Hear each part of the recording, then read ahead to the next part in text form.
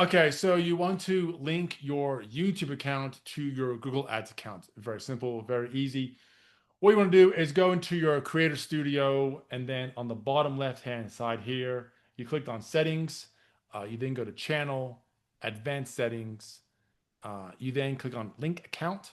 You put the link name here. You put your Google Ads account ID. That's that 10-digit number that's usually on the top right-hand side of your account.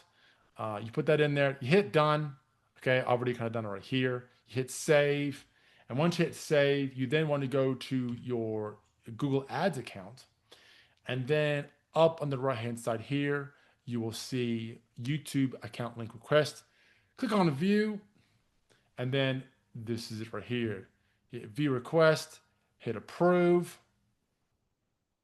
That gets approved. And just to double check, we'll go back to my YouTube account.